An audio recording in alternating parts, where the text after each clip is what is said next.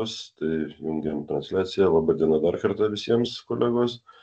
Pradedame 25 aplinkos ir miesto paslaugų komiteto posėdį, gegužės 29 dienos. Darbotvarkė buvo išsiuntinėta, darbotvarkė 21 klausimas, vienas klausimas 5 buvo atsiimtas rengėjų. Ar galim bendrus tarimų patvirtinti darbotvarkę?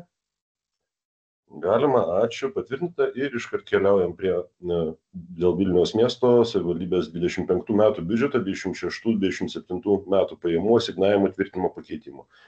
Gerbiamas Almantas, prašau. Taip, sveiki.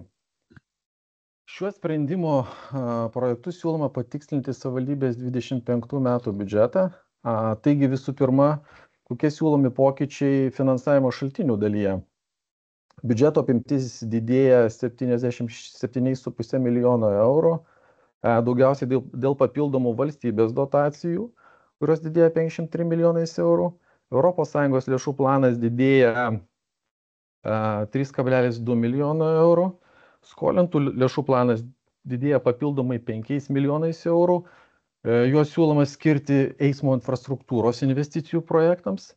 Pajamų savarankiškoms funkcijoms vykdyti planas didėja 15,7 milijono eurų, iš jų apie 1,7 milijono eurų tai specialiųjų programų lėšos, tai yra tikslinės paskirties lėšos, tai yra biudžetinių įstaigų pajamos, aplinkosaugos programos lėšos, o likusi suma 14,1 milijono eurų tai pajamos iš turto privatizavimo, kurių šiemet planuojama surinkti 2,5 milijono eurų daugiau nei kad buvo planuota metų pradžioje, bei 11,6 milijono eurų didesnė savivaldybės gaunamų dividendų suma.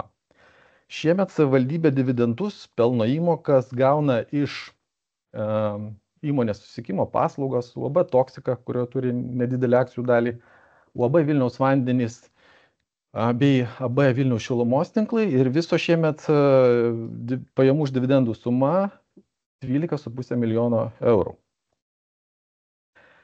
Biudžeto tikslinimo projekte taip pat numatyta perskirstyti 1,5 milijono eurų biudžeto asignavimų, sumažinant asignavimus skirtus savivaldybės administracijos įvairioms išlaidoms, prekių ir paslaugų įsigijimui, darbo užmokesčiui ir kitoms išlaidoms dėl mažesnio nei planuota poreikio ir jas nukreipiant kitoms reikmėms.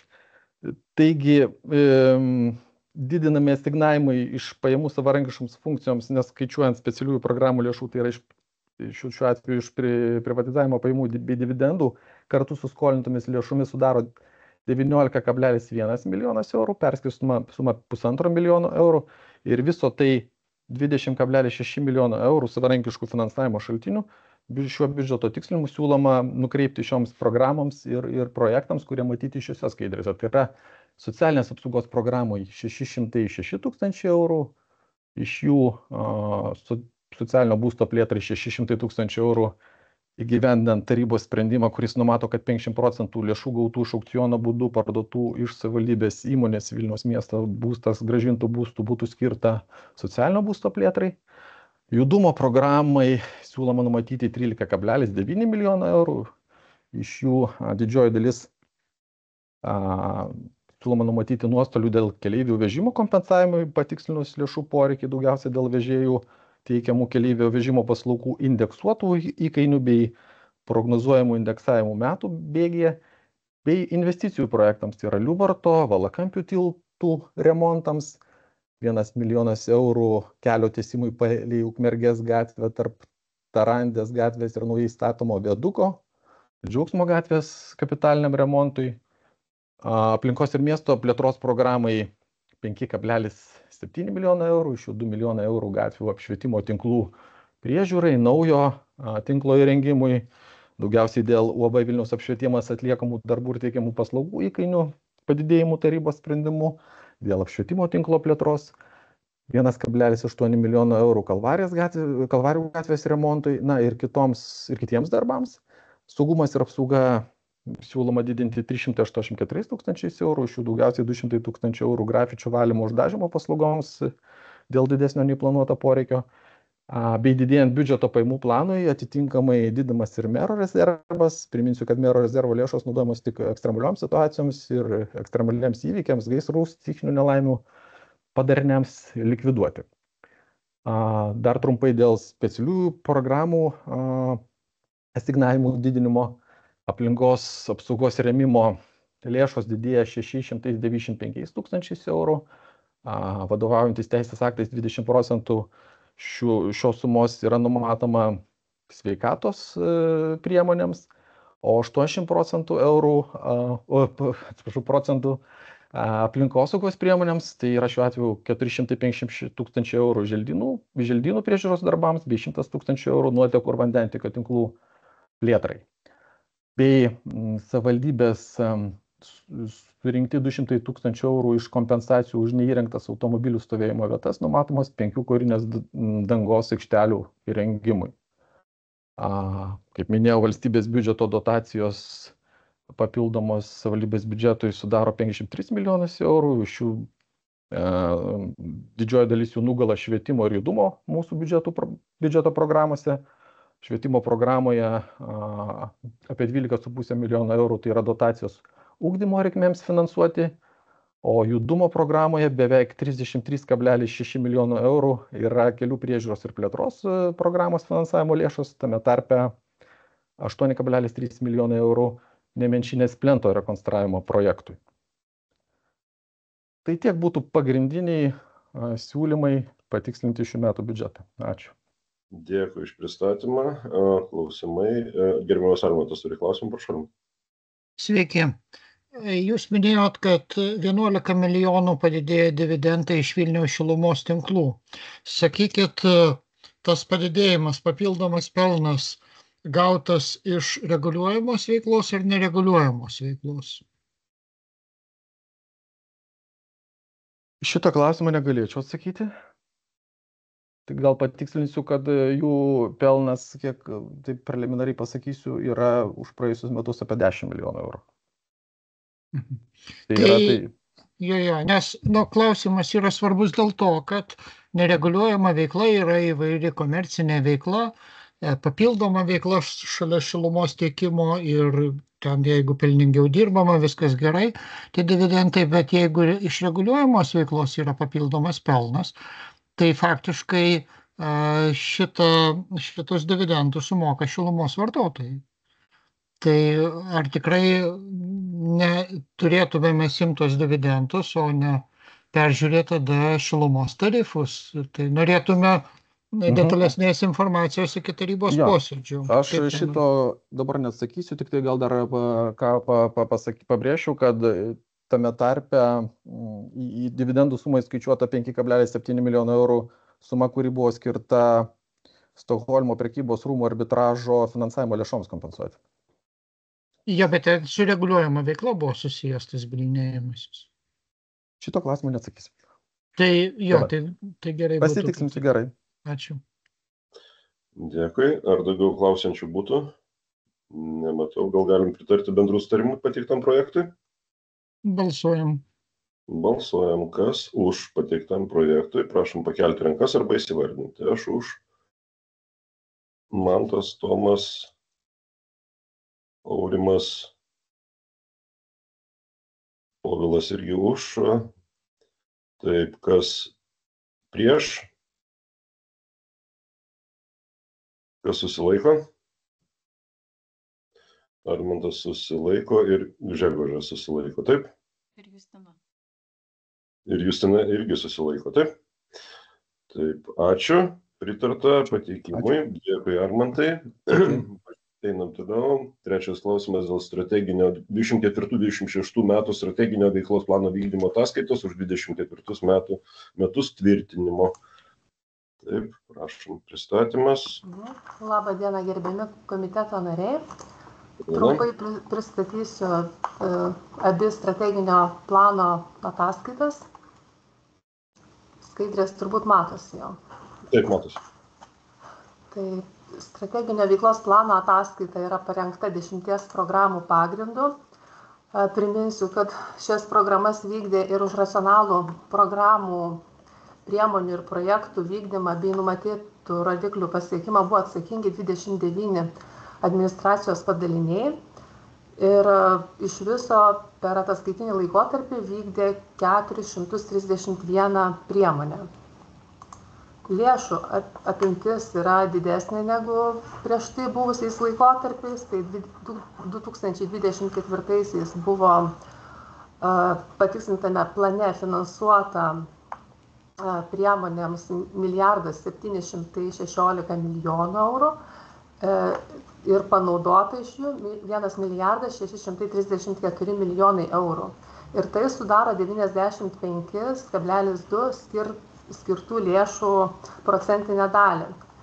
Tai šiek tiek geresnis panaudojimas negu prieš tai buvusiame 2023 metų laikotarpyje. Pereinant trumpai per programas, tai galima pastebėti, kad mažiausiai nukrypimai nuo patikslinto plano buvo kultūros, judumo ir saugumo programuose, o ryškiau lėšos nepanaudotos buvo ekonominės plėtros ir administravimo programuose. Tačiau administravimo tai daugiau surišta su darbo užmokesčio sutaupymais. Ir panaudotų lėšų nuokrypis nuo patikslinto plano pagerėjo. 2023 metų laikotarpiu paskaičiavom, kad tai buvo 6,7, o kaip minėjau, 2024-aisiais tai 4,8 procentai nepanaudojimas. Tai planavimo, kaip sakyti, projekcijos gerėjo. Ir pereinant per sritis, tai jeigu iš jūsų komiteto vykdymo sričių, tai iš tikrųjų efektyviai valdoma buvo aplinkos ir miesto plėtros programa, ten virš 98 procentų yra panaudojimas. Galima dabar apie rodiklius truputį papasakoti. Tai rodiklių pasiskirstymas nebuvo tolygus, nes pačios programos savo lėšų apimtimi yra skirtingos. Tai iš viso matavome 240 rodiklių ir 158 rodikliai buvo pasiekti, tai yra pateikti kaip pasiekti, tai yra reikšmė yra didesnė arba įvykdyta. 65 rodikliai buvo nepasiekti, o dar 17 arba metodikos keitėsi, arba tiesiog negavome duomenų iš padalinių. Tai apibendrinant, 2/3 pasiektų rodiklių taip pat rodo visai neblogą planavimą. Ir jeigu būtų konkrečių kažkokių klausimų, galima būtų detaliau pažiūrėti. Tai tiek trumpai apie veiklos plano ataskaitą. Dėkui už pristatymą, gerbiamas Skirmantai. Ar klausimų būtų, kolegos, prašau, Almantai? Dėkoju. Švietimo srityje nepanaudota apie 40 milijonų ir prastai su rodikliais ten iš 24 11 tik rodiklių. Tai žinom, kaip trūksta lėšų švietime, kaip kenčia mokytojai dėl algų, kaip čia atsitiko, kad mes tiek nesugebėjom panaudoti. Ir dėl tų rodiklių, nepasiektų rodiklių, kur didžiausi skirtumai tiek švietime, tiek kitur, gal galit pakomentuoti. Galėčiau gal labiau dėl rodiklių pakomentuoti. Tai yra didžioji dalis rodiklių švietimo srityje yra apie mokinių pasiekimus egzaminų metu. Ir kadangi mokiniai nepasiekė nustatytų, ten yra kaip vidurkiai išvesti tokie rodiklių, galėčiau gal paminėti konkrečiau tada. Tai yra būtent brandos egzaminų, su matematika ten surišimas yra dėl mokymo kokybės lygio. Tai čia jau mums šitos rodiklius pateikė Unė Kaunaitė iš švietimo pažangos centro. Ir galėčiau paminėti galbūt tokius, kad ten, pavyzdžiui, buvo nusimatyta, kad valstybinius brandos egzaminus išlaikius abiturientų dalis turėtų būti 84 procentai, čia pasiekta, tačiau aukštesniai matematikos mokymosi pasiekto lygio yra nepasiekimai. Taip pat yra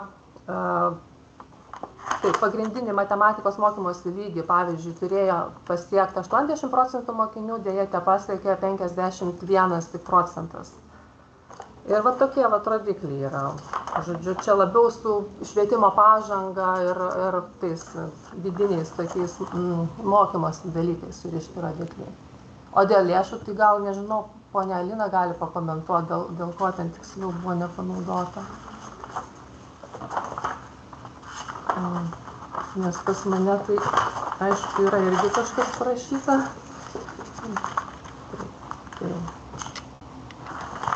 Jeigu taip paimant nuosekliai švietimo lėšas, tai pagrindinės nepanaudojimo priežastys buvo dėl neužimtų etatų, laikino nedarbingumo, taip pat buvo prekiams ir paslaugoms įsigyti mažesni įsigijimai ir mažesnės nei planuota komunalinių paslaugų išlaidos, galbūt nespėta perskirstyti ten biudžeto.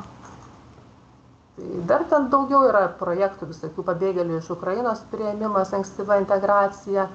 Galėčiau visą šitą tiradą tiesiog po komiteto atsiųsti ir kad išsamesniai analizai, nes tai yra pakankamai jau nemaži tekstai. Tai tiek būtų. Dėkui, Armantas.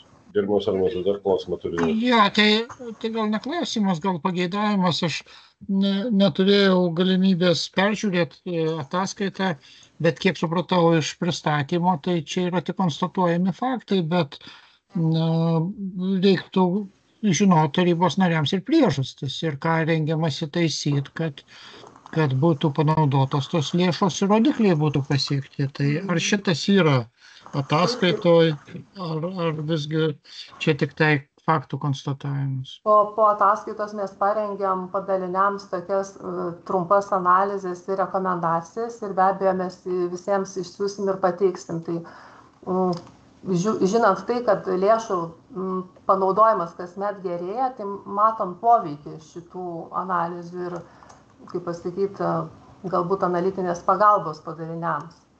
Tai atsiųskite ir tarybos nariams tą ataskaitą su rekomendacijom, ką reiktų keisti. Gerai. Kad būtų aiškiau iš tiesų, kokie koregavimo veiksmai numato. Ačiū. Gerai. Dėkui, daugiau klausančių nematau. Ar galim bendrų sutarimų patvirtinti patiktą projektą? Balsuokime. Balsuokime. Kas už, įvardinkite arba pakelkite rankas.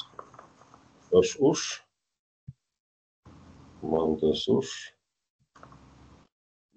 Taip, Aš už. Taip.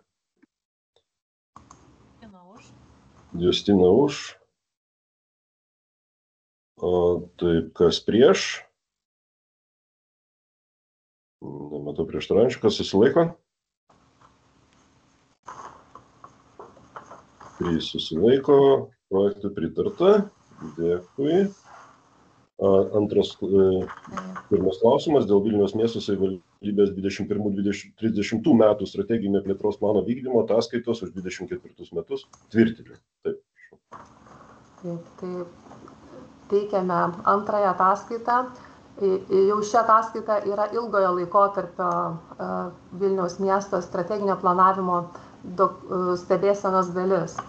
Tai trumpai primenu, kad miesto vizija yra įgyvendinama per 10 strateginių krypčių. Funkcinės kryptis yra 8 ir įgalinančios 2. Tai paslaugos ir valdymo meistriškumas ir planavimas, kurios veiklos plane atitinka planavimo 10 programą, o paslaugos 8 administravimo programą.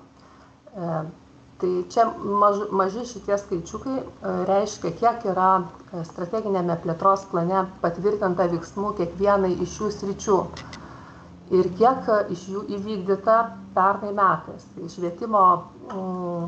Švietime patvirtinta 44 veiksmai, 44 iš jų ir buvo vykdomi. Ir šitaip kiekvienai pereinant per visas sritis mes aprašėm išsamiai surinkę iš padalinių, kaip jiems sekasi vykdyti.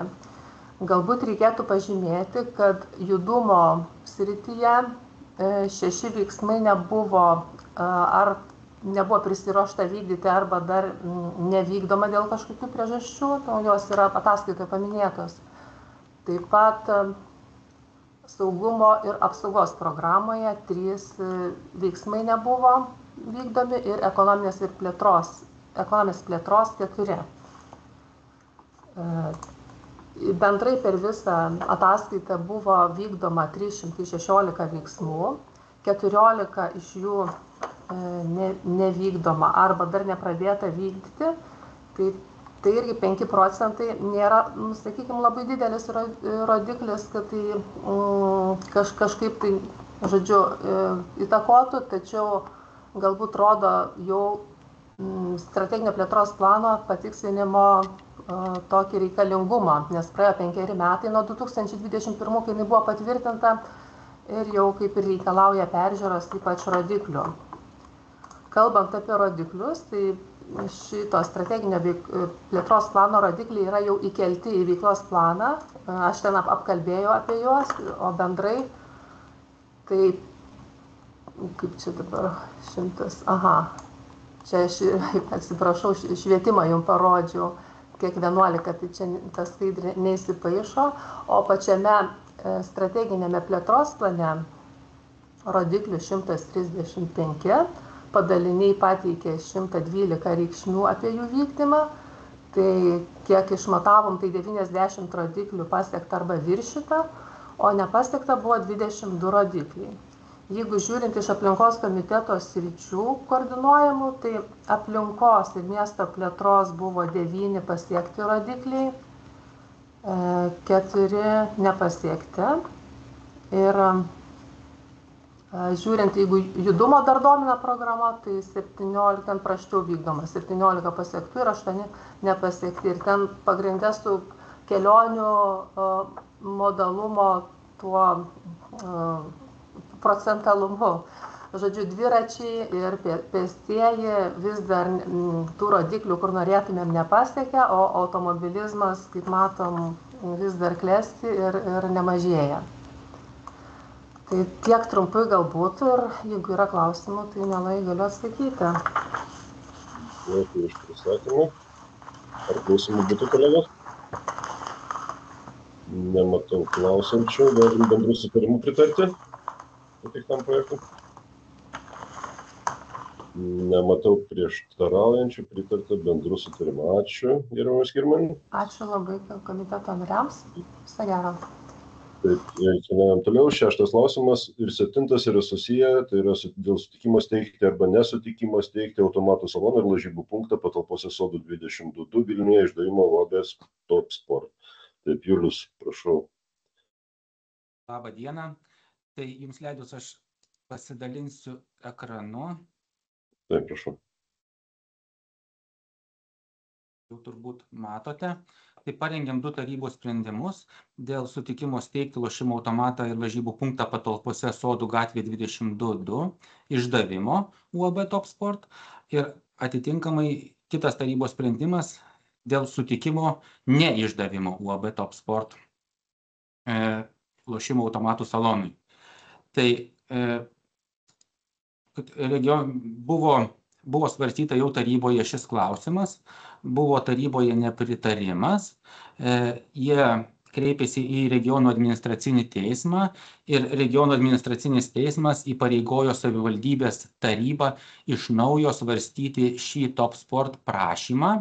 Ir esmė buvo tame pagrindinė, kad salonas, svarstant šį klausimą, taryboje buvo neužakcentuotas ir neaiškiai išreikštas tas klausimas, kad šis lažybų punktas ten veikiantis ir lošimo automatų salonas veikia nuo 2003 metų veikia salonas, jie tik tai pasidarė remontą, dėl ko pasikeitė patalpų išdėstymo planas, pasikeitė indeksai, šiek tiek pasikeitė bendras plotas ir atitinkamai pasikeitė patalpų kitas numeris ir vien dėl to jie privalėjo gauti kitą leidimą šiom paslaugom teikti toje vietoje.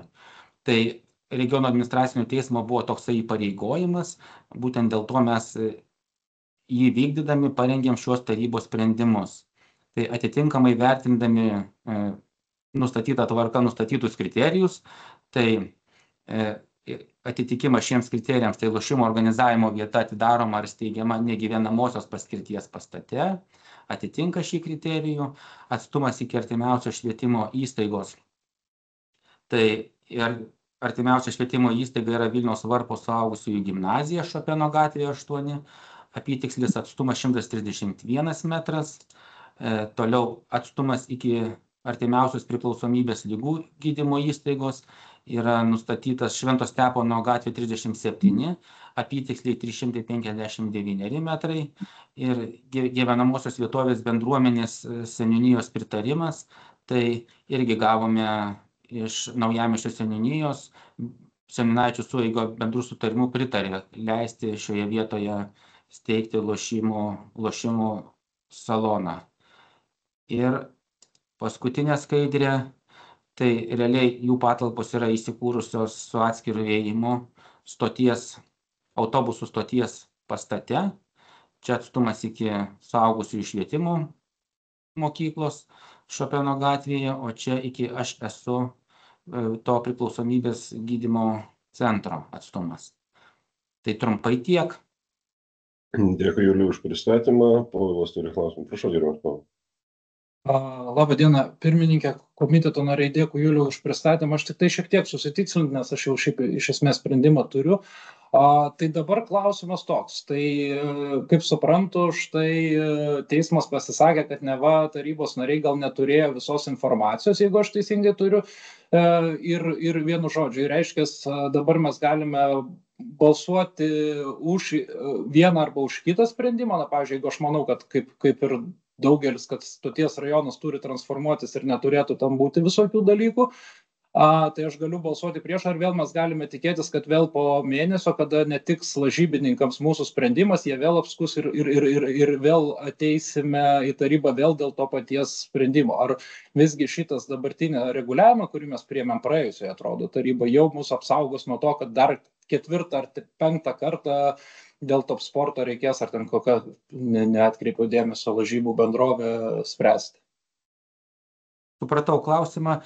Tai esmė tame, kad šiuo atveju teismas nepasisakė, kaip taryba turi balsuoti, o tik teismas pasisakė, kad turi dar kartą nagrinėti šį klausimą.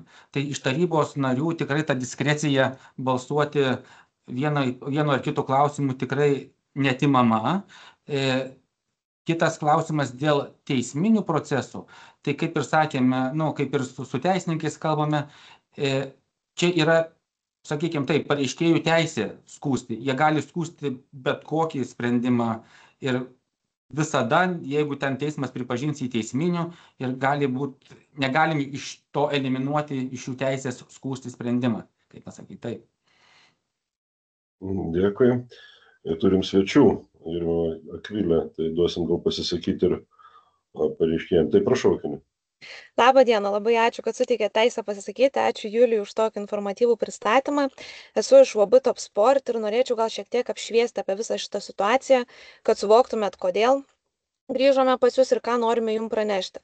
Tai pirmiausia, noriu akcentuoti, kad Sodų gatvė 22 Vilniuje lošimo organizavimo veiklą atitinkančių visus teisės aktus vykdėme jau nuo 2003 metų, tai yra 20 metų nepertraukiamos veiklos. Laikomės visų įstatymų ir jokio netinkamo poveikio visuomeniai per beveik 20 metų nebuvo niekada užfiksuota. Bendrovė po beveik 20 metų, kai dirbo ir savo veiklą vykdė tose pačiose patalpose, savo piniginėmis lėšomis pradėjo rekonstrukciją. Ta rekonstrukcija buvo vidinė ir tik tai dėl to, kad pasikeitė patalpų indeksai, mes nebetekome leidimo ir seniau visada kreiptomės į lošimų priežiūros tarnybą ir tai būdavo atsižvelgta. Kadangi 22 metų Liepos mėnesį pasikeitė įstatymai ir mes privalome kreiptis į savivaldybę ir praeiti visus reikalavimus ir gauti jūsų sutikimą, dėl to mes jūs kreipiamės. Bet mes labai norime, kad jūs suprastumėte, kad mes nors de facto vykdėme veiklą nuo 2003 metų, dėl techninių pasikeitimų turime kreiptis į jūs, atitikti visus reikalavimus, ką mes ir atitinkame. Ir gauti jūsų sutikimą. Tik tada galėsime eiti lošimų priežiūros tarnybą. Tai mūsų ir yra tikslas, kad bendrovė savo veiklos niekur neperkelė, lažybų koncentracijos nedidima. Siekime tik toliau tęsti veiklą. Labai noriu akcentuoti ir priimtus naujus įstatymus, kas nuo lapkričio mėnesio atsiranda atsakingas lošimas. Ką mes ir dabar vykdom ir stebim savo klientus, vykdome ir KICA, ir AML anketas ir stebime, kiek žmogus gali pralošti, kiek žmogus gali atsinešti pinigų, stebime labai atsakingai ir ateina dar didesni reguliavimai mum ir baudos. Nežinau, kiek žinote apie visą šitą situaciją rinkoje, apie nelegalų lošimą, bet 22 metais atsakinga verslo asociacija atliko tyrimą, buvo 20%, per 2 metus 2024 metais, kadangi visuomenė šita tema yra nešviečiama, nelegalūs lošimai 40% užima rinkos. Tai yra, kad žmonės net ir apsiriboja Lietuvoje, jie gali eiti į užsienį ir pralošinėti užsienyje, jie gali neribojamai visiškai leisti pinigus ir niekas jų neriboja, ką riboja mūsų lošimų priežiūros tarnyba ir mes, kaip lošimų veiklą vykdančios įmonės, tai darome. Tiesiog trumpai norėjau jums pristatyti visą šitą situaciją ir kodėl mes norime, kad jūs suprastumėt, kad čia nėra kaip naujo punkto steigimas, mes tiesiog norim tęsti veiklą, ką atsakingai vykdome 20 metų ir nei vieno nusiskundimo nesame nei gavę, nei turėję. Ačiū labai. Dėkui už papildomą informaciją. Kolegos, kadangi yra du pateikti projektai, kurie turės eiti į tarybą, tai aš siūlyčiau dabar nebalsuoti už kiekvieną atskirai, o tiesiog abiem pritarti ir tarybos metu jau išreikšti savo valią. Tai būtų turbūt paprasčiausias variantas, negu dabar vienam pritarti, kitam nepritarti. Jeigu, aišku, jūs sutiktumėt tokiam mano pasiūlymu, tada bendrų sutarimų galima būtų pritarti abiem teikimiem projektam, ką beje ir ekonomikos komitetas pritarė taip tokiai situacijai. Povilas turiu žodį, prašau. Aš tai pirmininkė nemanau, kad būtų problema arba pritart arba nepritart, vis tiek balsuos taryba dėl dviejų šitų pasiūlymų. Ir klausimas, jis nėra, todėl jis ir yra dviejų būdų. Tai ką, mes čia susilaikom nuo abiejų, ar abiejom pritart? Aš negaliu pritart, aš pavyzdžiui esu prieš. Ir manęs, pavyzdžiui, gerbiamos Akvilės Daukševičiūtės kalba apie tai, kad čia yra tik tai techniniai ir formalūs dalykai. Neįtikina, aš rūpinuosi ir miestų, ir tuo, kad lošimų jame būtų mažiau. Ir ką rodo mūsų praktika. Štai netgi su visais reguliavimais sugebama pralošti stadiono pinigus ir tame dalyvauja ne konkrečiai Akvilės bendrovė, bet tai tie priežiūros, žinot, tai aš dabar nežinau, tai kaip aš dabar paskui ką man sakyti žmonėms, gyventojams, kurie nori stoties konversijos, aš sakau, tegul ten tas Top Sportas prieš 20 metų, kaip eidavo kažkas kažkur kažką pridavęs, galbūt galimai Lombardė pralošti pinigų ir aš dabar balsuoju, kad už šitą. Kaip man paaiškinti rinkėjų reikės? Na, Povilai, nesuprato turbūt mano minties, kad abu klausimai keliaus į tarybą, mes čia galim balsuoti, nebalsuoti. Ir va čia tai aš abiem pritarčiau bendrų sutarimų, du klausimai eina ir tarybos metu jau galima bus tada balsuoti taip, kaip kiekvienas tarybos narys nuspręs. Tai vat mano toks pasiūlymas buvo. Bet galim, jeigu Povilai nori, prašau, galim balsuoti už abu atskirai. Ir žiūrėsim, kaip gausis. Galim taip daryti. Jokių problemų. O tai gal čia alternatyvus gali, kas už pritarti, kas ne? Ar ne taip? Ne, čia nėra alternatyvų, čia yra du projektai skiri. Čia būtent, kad nėra alternatyvus. Mes turim du projektus. Aš atsiprašau, mums pagal naują tarybos reglamentą negalima alternatyvaus rengti sprendimo projektų. Taip. Mes turim du parengti. Taip. Tai gerai, Povilai, tai galim balsuoti tada už šeštą klausimą tada. Du klausimai yra 6 ir 7. Tai kas už sutikimo įsteigti išdavimo, tai pakelkite rankas, kad šitas klausimas eitų į tarybą. Aš už? Tai atsiprašau, dabar už sutikimą, kad steigti. Taip, už sutikimą. Taip, ir kad šitas klausimas keliautų į tarybą. Taip. Aš už? Mantas už?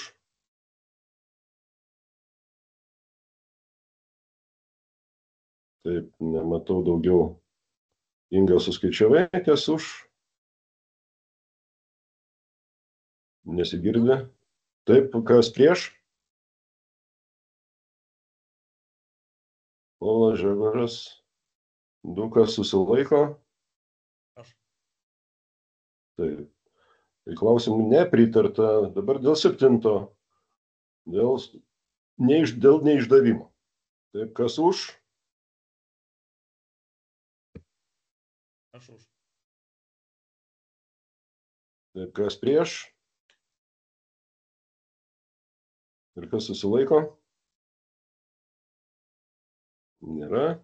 Tai pritarta, bet kokiu atveju, kolegos, Akvilė, atsiprašau, bet jau žodžio nebebus po balsavimo, jau komentarų nereikia. Labai norėjau priešais, bet neįtraukėt mane į prieš balsavimą, kėliau visą laiką ranką. Atsiprašau, Akvilė, pirmininkas sprendžia suteikti žodį, nesuteikti, nes klausim jūsų komentarą. Galiu pasakyti tik tiek, kad bet kokiu atveju šitie klausimai vis tiek bus taryba ir tarybos metu galima bus ir padiskutuoti, ir apsispręsti. Dėkui Akvilė, ačiū Juliau. Aštuntas klausimas dėl tarybos sprendimo, dėl tarybos 11.07.13 sprendimo, dėl vietinės rinkliavos užnaudojimuose tarybos nustatymo mokomi vietomis automobiliams statyti nuostatų tvirtinimo pakeitimo. Ilja, prašau. Labadiena, gerbiami komiteto nariai. Aš pasidalinu skaidrėmis, sakykite, ar matosi? Taip, matosi puikiai. Ačiū labai. Taigi, 24 metų lapkričio mėnesį gerbiamas Povilas pakėlė ranką. Tai gal pristatymą paskui. Po pristatymo aš klausiu. Atsiprašau. Jo, taigi 24 metų lapkričio mėnesį miesto taryba sprendimu nustatė vietinę rinkliavą automobilių vairuotojams ir elektromobilį statintiems mėlynoje rinkliavos zonoje už 1 valandą taikant 0 eurų tarifą, 2 valandą taikant 3,5 eurų ir nuo 3 valandos skaičiuojant 4 eurų rinkliavą. Ši nuostata taip pat ir galioja ir automobilių dalymosi paslaugų elektrinių transporto priemonių statymui mėlynoje rinkliavos zonoje. Taigi dalymosi paslaugų elektromobiliai moka vietinę rinkliavą už stovėjimą mėlynoje zonoje, taip kaip nustato ir patvirtinti nuostatai.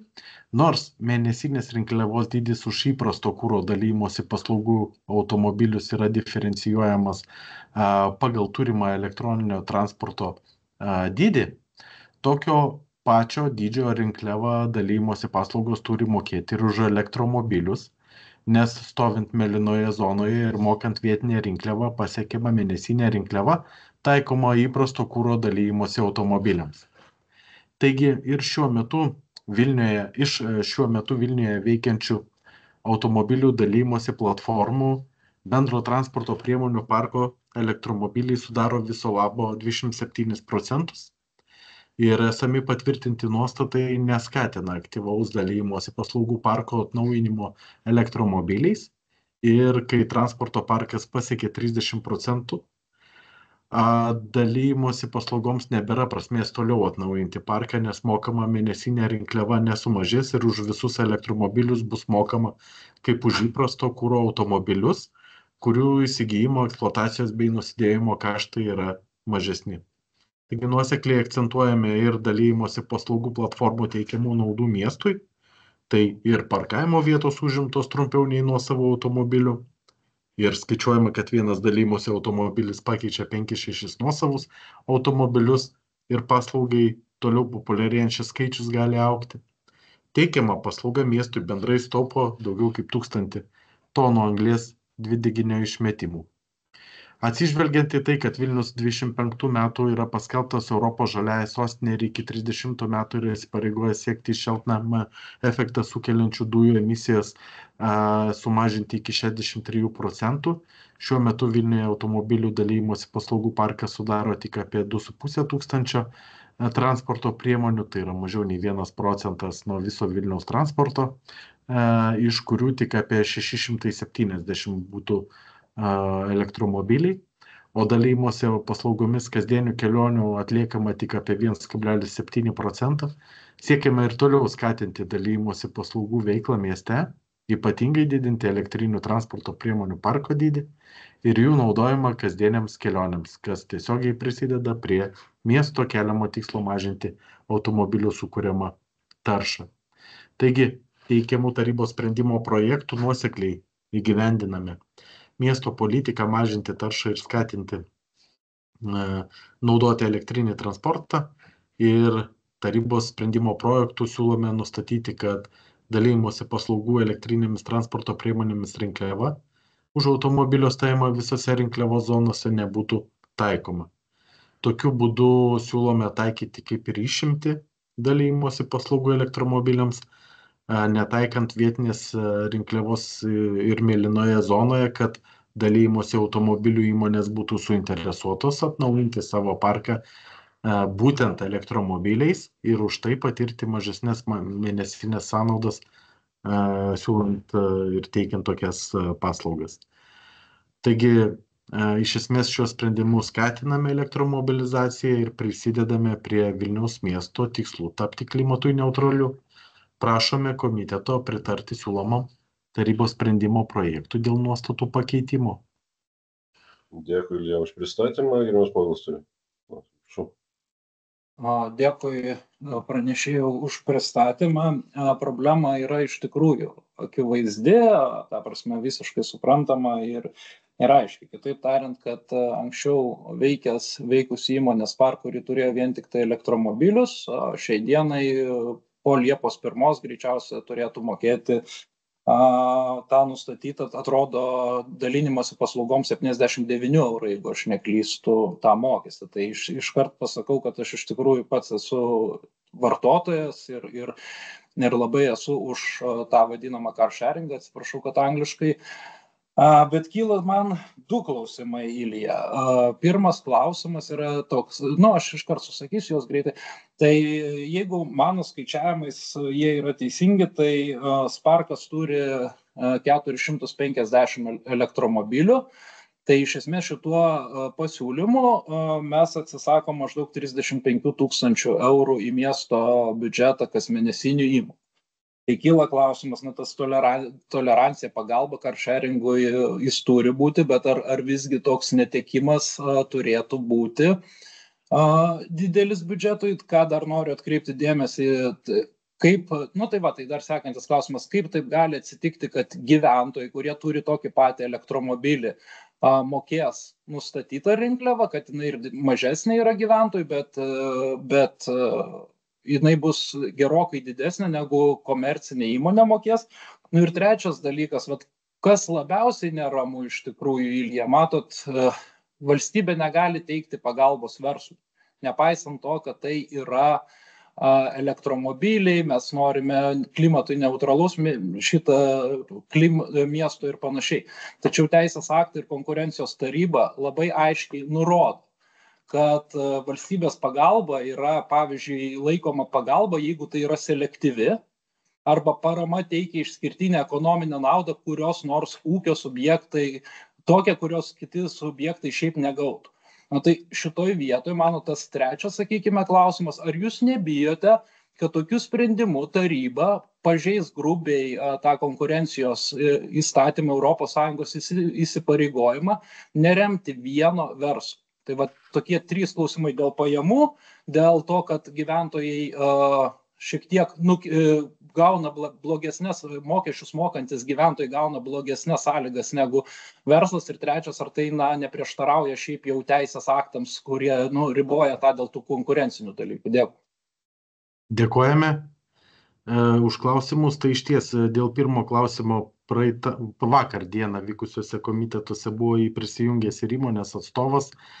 Tai pagal jų teiktus duomenis, jisai pažymėjo viešai, kad iš jų turimų parko 85 automobiliai maždaug dalyvauja eisme senamiestį kertant, sakykime, zoną, tiek šiandien dienai, pavyzdžiui, mokėtų, jeigu būtų toks mokestis. Maksimalus mokestis jų tos įmonės atžvilgių, skaičiuojant pagal tai, kad jie turi daugiau negu 30% automobilių parko elektromobiliai, jų yra nes 100%, tai jų mokestis būtų maksimalus 67 € automobiliui. Šiaip tai pagal faktą mes skaičiuojam, bet netgi daugindami 85 iš 67, tai nesurinktos tiesiogiai pajamos per mėnesį būtų 5695 €. Dabar bet kuriuo atveju tai yra pinigai, bet miestas vertindamas ir administracija vertindama apskritai elektromobilių sukuriama pridėtinė vertė miestui ir tai, kad tai pakeičia 5 ar 6 asmeninius automobilius, tai, kad jie stovi kur kas trumpiau, 1:22 minutės vidutiniškai stovi, reiškia, Sparko automobilis ir 1:50 paskutiniais duomenimis stovi vidutiniškai gyventojo automobilis nuosavas paliktas. Turim kur kas didesnę dinamiką pamainumui ir turime, reiškia, tą pridėtinę vertę, kad tokiu būdu šiandien dienai išlaikyti ir eksploatuoti ir prižiūrėti įprastinių kurų varomą automobilį vis tiek yra šiek tiek pigiau. reiškia, tai galim sakyti, kad tas verslas ir taip jisai patiria didesnius ten kaštus ir sąnaudas. Aišku, į ateitį mes negalim to atsakyti tikriausiai ir patvirtinti ar paneigti.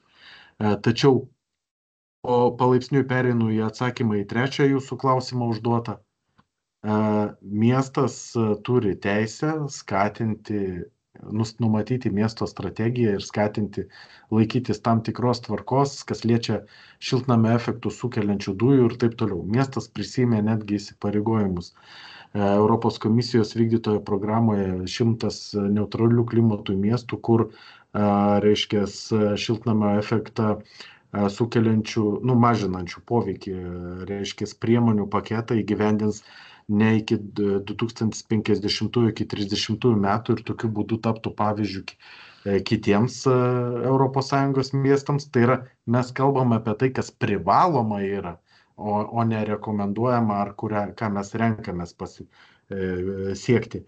Tai miestas nuosekliai dirba šitą kryptimį taršos sumažinimui ir dėl to mūsų visa politika tiek ir mažos taršos zonų įvedimo, reiškia, ir mėlynos zonos parkavimo mokesčio atšaukimo elektromobiliams, kryptingai nukreiptas į Vilniaus didžiausio traukos centro, tai yra Vilniaus senamiesčio, kuris generuoja didžiausius automobilių srautus link savęs rekreacijos, ten poilsinės visokios laisvalaikio praleidimo ir bet kokią formą. Ir tokiu būdu miestas sprendžia ne verslo kažkokios išskirtinumo ar paskatinimo problemas, o miestas sprendžia tiesioginė prasme taršos, sveikatos, reiškia, mikrojudumo klausimus. Dėkui. Dėkui. Taip, iš eilės dabar Gerbiamas Almantas klausia, prašau. Tai mano pirmiausia toks komentaras, kad baigiam akcentuotas kovą su CO2 molekulėm. Nieko čia mes neprikovosim, turint omeny pasaulinį kontekstą ir greitai viskas pasikeis. Bet šiuo atveju aš matyčiau tik tai prasme tokią, kad eina kalba apie oro taršą.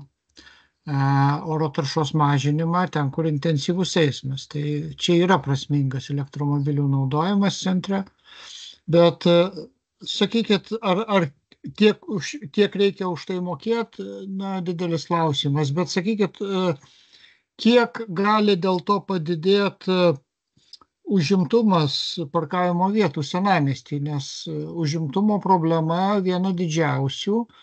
Ir dėl to buvo didinami tarifai. Dabar mes suteikiam, čia suprantu, tik apie mėlynąją zoną eina kalba, tai tas užimtumas padidės. Nes bus netgi papildomas motyvas palikti automobilį ne raudonoje zonoje, bet mėlynoje. Ar aš neteisingai supratau? Ačiū. Dėkojam. Tai geras jūsų iš tikrųjų pastebėjimas. Tik čia yra vienas akcentas, į kurį prašau atkreipti dėmesį. Negalime teigti šiandien, kad pablogės situacija dėl to, kad šiandien elektromobiliai nemoka už parkavimą ir vadinkim taip, kad status quo išlaikytų. Tai yra, bent jau liktų tokiam lygmenį kaip šiandien. Čia šita nuostata. Antra vertus, tas pokytis yra pagal šios dienos skaičius 85 elektromobiliai, jų yra vidutiniškai, tiek, sakykime, sukasi būtent senamiesčio zonoje, kuriem tektų šitas mokestis mokėti. Tai šitos skaičius mes kaip ir turime, kaip čia pasakyti, turbūt administracija šito klausimu irgi pakankamai nuosekli. Ir priminsime, kad tą ir pirmą kartą, kai atkeliavome į tarybą su teikimu dėl parkavimo mokesčio, mes irgi pasirinkome elektromobilius toliau skatinti ir pasiūlyti nemokamą tą parkavimą. Ir po to, kai per svarstymo stadiją ir ta diskusija išėjo ir susikoncentravom apskritai apie elektromobilį, neišskiriant jisai ten, ar yra ten to dalymosi paslaugų platformų.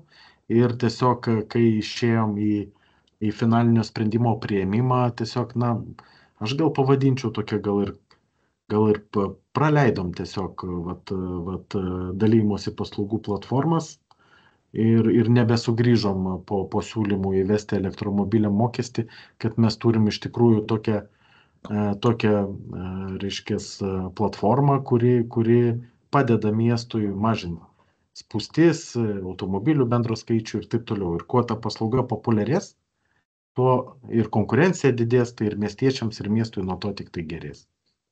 Ačiū, Gregorius klausė, prašau.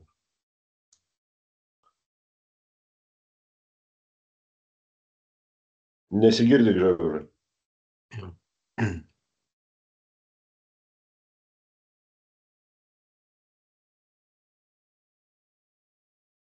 Negirdim jūsų.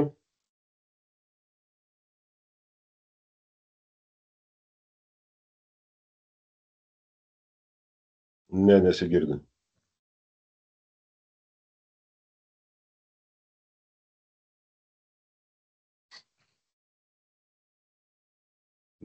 Nėra garso.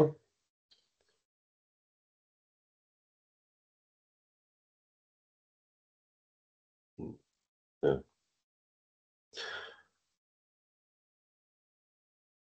Tai kol Gregorius susitvarkys savo techniką, tada Povilai, prašau, antras klausimas. Tai aš galbūt jau dėl motyvų, pirmininkė, nes, čia tas klausimai, čia, taip sakant, tai, ką aš noriu pasakyti, atsakydamas gerbiamam Ilijai, kad visgi netgi jūs dabar komunikuodamas, atsakydamas Almanto, šitą jūs, netiesiogiai, čia aišku, mes nesame kažkokiam tardyme ir panašiai, bet jūs pats konstatavot, kad parama yra teikiama selektyviai, tai yra vienam tiekėjui, kuris yra elektromobilis. Tie argumentai administracijos ir tarybos, kad štai mes čia skatiname, norime žalio miesto, bet aš tiesiog, Ilija, noriu atkreipti jūsų dėmesį, kad teisė yra teisė. UAP, nežinau kaip jie vadinasi, ar Spark, ar dar kažkas, yra vienintelė įmonė, kuriai bus taikomas, iš esmės kūriamas tarybos sprendimas, priemamas ir taip toliau. Aš tikrai, sakau, čia gali būti traktavimo, bet jūs turbūt suprantat, kad jeigu jūs einat labai gerai, bet supraskit, kad gali būti iniciatyvų tame tarpe ir iš mūsų, kad pasitikrinti ir įvertinti, ar tai nėra neteisėta pagalba vienam UAB-ui. O kas dėl pačio sprendimo, aš manau, kad tikrai reikia ieškoti, kaip sakant, galimybių toms įmonėms plėtoti veiklą šiek tiek tomis sąlygomis, kurios jos prisideda bendradarbiaudamas prie miesto. Bet, kyla klausimas dėl to projekto, nes dabar pagal dabartinę tvarką paspirtukas moka, už paspirtuką verslas mokės daugiau negu siūloma mokėti už elektromobilį. Gyventojas, kuris gyvena ir turi tokį patį elektromobilį, kurį mes irgi tiek valstybė, tiek savivaldybė skatina kiek įmanoma persėsti tuos elektromobilius, jisai gauna blogesnės sąlygas negu įmonė. Ir trečias dalykas, kada yra sukūriamos tokios sąlygos, kada visiškai nereikia mokėti, kokią mes gaunam situaciją. Sparkui nebeapsimokės net nuomoti savo garažo, labiau apsimokės centre mėlynoje zonoje parkuoti savo visą autoparką, nes tiek Sparkas, tiek ir kiti gyventojai, kurie turi elektromobilį bet kokiam kitam rajone, už tas parkavimo vietas vis tiek turi mokėti dažniausiai. Tai šitoj vietoj gaunasi, kad pačioj toj lankomiausioj vietoj, kur žmonės nori būti ne tik tai Vilniečiai, bet ir atvykę, išsinuomoja automobilius, ten mes sukūrėme tokias sąlygas, kurių niekas neturi, nei Vilniaus gyventojai, nei dar kažkas. O kai kalbame apie šiaip skatinimą, žaliasis zonas, nepamirškim, kad su tokiais skatinimais mes kūrėm konkurenciją ir mūsų viešam transportui, į kurį investuojame milžiniškus pinigus. Tai čia tiesiog dėl motyvų, kodėl aš susilaikysiu, bet tikrai, kad sprendimų ieškoti reikia, tai reikia, faktas. Tai prieš duodamas Ilija žodį aš pasakysiu, kad vakar buvo ekonomikos komitetas ir buvo irgi panaši diskusija. Ir ekonomikos komitete buvo sprendimas priimtas visoms dalymosi prie kompanijoms, kurios turi elektromobilius, nustatyti 5 eurų mėnesinį mokestį mėlynoje zonoje, jeigu aš neklystu. Ir jie galės mane pataisyti. Tai akivaizdu, kad mėlyna zona ir turi labai ribotą skaičių, yra apie 900 vietų per visą mėlyną dabartinę sumažintą zoną ir iš tikrųjų mūsų tikslas yra, kad būtų apivartumas tų automobilių, o nelaikytų ilgai toj vietoje ir tas ekonomikos komiteto 5 eurų galima diskutuoti, aš taip pat sakyčiau, kad gali būti simbolinis mokestis, bet čia neišimtinai Sparkui, o visoms kompanijoms, kurios turi elektromobilius dalymosi savo parkuose.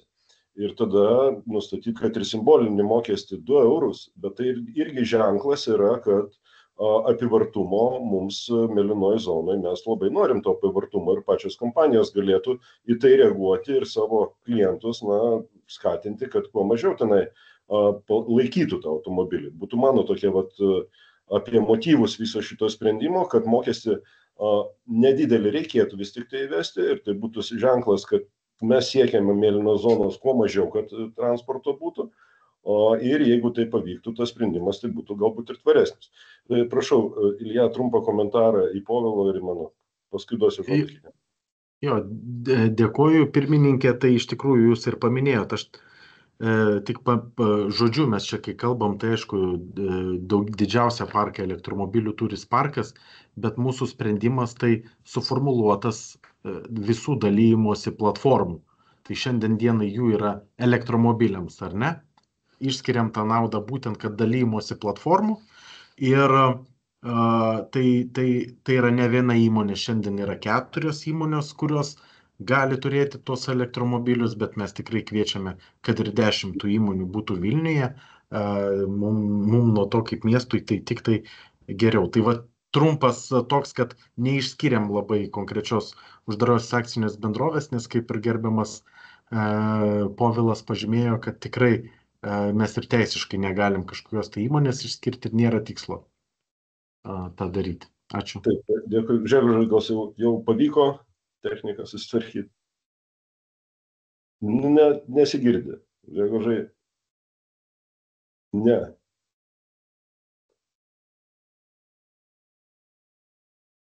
Nėra garso. Dėk, Žegužai, nieko neišeina. Bandom dar. Almantas, prašau klausimų. Tai aš irgi dėl balsavimo motyvų tiesiog žinom visi, kad technologijos vystosi, tas skirtumas kaštų tarp įprastinių automobilių ir elektromobilių mažėja, neforsuokim šitų reikalų, įveskim tam tikrą mokestį, koks jis būtų, nežinau, galbūt galėtume išlaikyti tą pačią poziciją kaip ekonomikos ir finansų komitetas. Tai būtų aiškus signalas administracijai ir tarybai. Ačiū. Žegužai, gal pavyko jau vis tik tai susitvarkyti? Nesigirdi. Kažkaip nesigirdi. Kolegos, kadangi vis tiek reikia apsispręsti, taryboje, aišku, galėsim apsispręsti, bet aš vis tik tai siūlyčiau parodyti ir norą Vilniui bendradarbiauti su dalymosi kompanijomis, kurios tikrai prisideda prie tvarumo ir judumo visų planų ir nustatyti minimalų tą simbolinį mokestį, tai 2 eurai, nustatė ekonomikos 5, bet aš manau, tai būtų signalas kompanijom, kad jos vis tik tai turi rūpintis tą visą Vilniaus tvarumu ir savo klientams.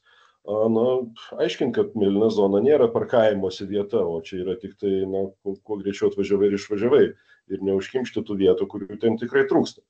Tai mano pasiūlymas būtų nustatyti minimalų 2 eurus. Jeigu tam pritartume, mes ar taryboje turėtume alternatyvų, galbūt tada balsavimą, ar 5 ar 2 eurai.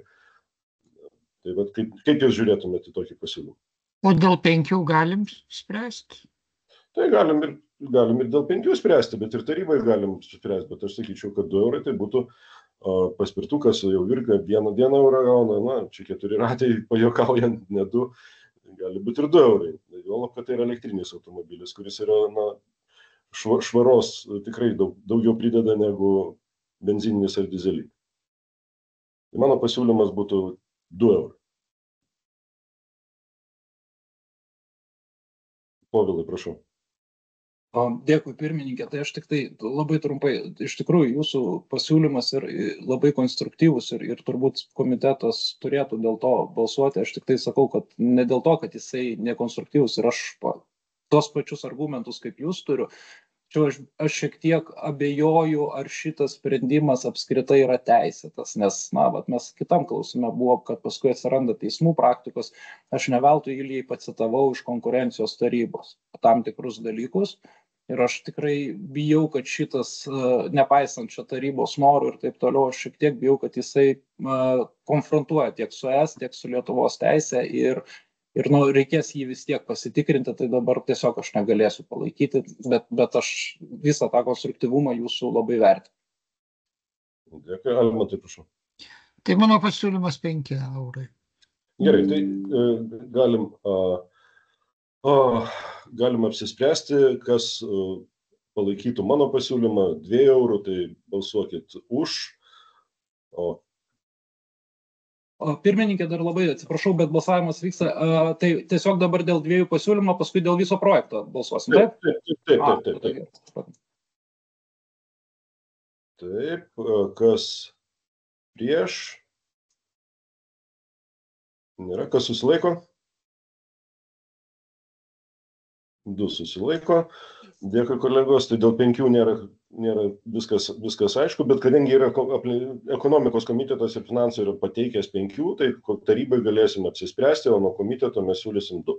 Dabar dėl viso projekto atskirai reikia balsuoti? Reikia.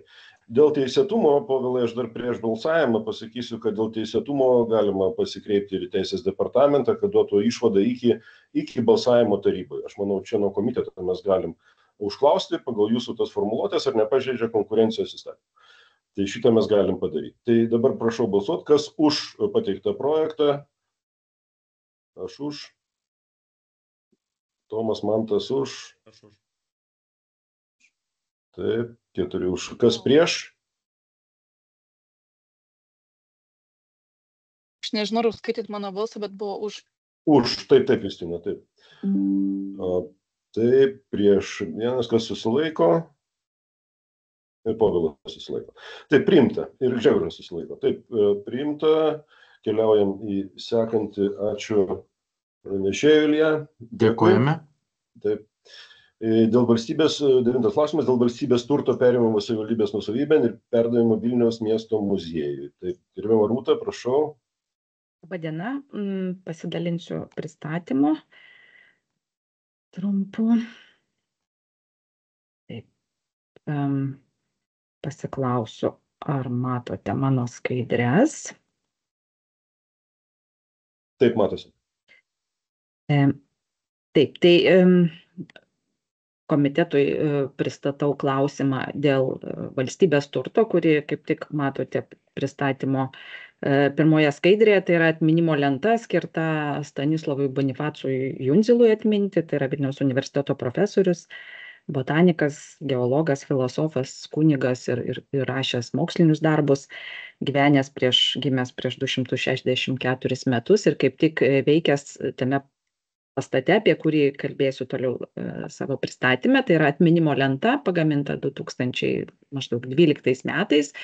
Atminimo lenta šito turto perdavimo iš valstybės į savivaldybę ir paskui Vilniaus miesto muziejų iniciatoriai buvo Vilniaus pilių valstybinio kultūrinio rezervato direkcija, kuri ir buvo pasigaminusi tą atminimo lentą, tačiau dėl pačiai direkcijai nežinomų priežasčių ta lenta nebuvo įrengta ant pastato Barboros Radvilaitės gatvė 6, Vaikirdėjų rūmai, kuriuose dabar ketina įsikurti Vilniaus miesto muziejus. Dėl to direkcija kreipėsi į Vilniaus savivaldybę raštu ir paprašė iš juos perimti tą atminimo lentą, kurios įsigijimo vertė buvo 1592 litai, likutinė vertė yra 0 lito. Ir paprašė priimti tą atminimo lentą su tikslu ją eksponuoti arba naudoti muziejaus fonduose ir rodyti parodose, jeigu bus ta tema parodos organizuojamos. Pats Vilniaus miesto muziejus sutiktų priimti atminimo lentą. Klausimą svarstėme istorinės atminties komisijoje. Komisija pritarė atminimo lentos priėmimui ir perdavimui Vilniaus miesto muziejui, tačiau parekomendavo nekabinti atminimo lentos ant pastato, o ją būtent naudoti fonduose ar organizuojant parodas, kadangi pats profesorius botanikos sode dirbęs yra ir kaip tik aplinkui buvęs botanikos sodas, tai jisai susijęs su ta vieta ir tikrai galima gražių istorijų muziejus galėtų papasakoti savo ekspozicijose. Taip pat vakar klausimą svarstė Kultūros ir turizmo reikalų komitetas, pritarė turto perėmimui ir turtą perimsim iš valstybės tada, kai vyriausybė priims atitinkamą nutarimą dėl turto perdavimo, tada priims administracija priėmimo perdavimo aktų ir perduosim muziejui 20 metų. Naudoti savo, kaip minėjau, turėti savo fonduose, saugoti ir eksponuoti, kai bus kuriamos parodos apie Vilniaus istoriją ar tos vietos istoriją. Tai tiek mano pristatymo. Dėkui, Rūta. Klausimas neaiškus, bet turi klausimų Almatas, prašau. Norėjau dar pasitikslinti, tai kokie motyvai yra nekabinti viešai šitos lentos, nes pakabinus viešai vis tiek būtų didesnis jos prieinamumas ir galbūt miestiečiams daugiau kiltų klausimų, ne vien specialiai besidomintiems tokiais dalykais. Ar nėra pastato tinkamo? Ar kaip čia yra? Pats pastatas, kuriame gyveno, tai yra dabartiniai Kirdiejų rūmai rekonstruojami į Vilniaus miesto muziejų. Pastatas turės visiškai gražią naują išvaizdą atnaujintą. Lenta pati yra pagaminta jau prieš 15 beveik metų.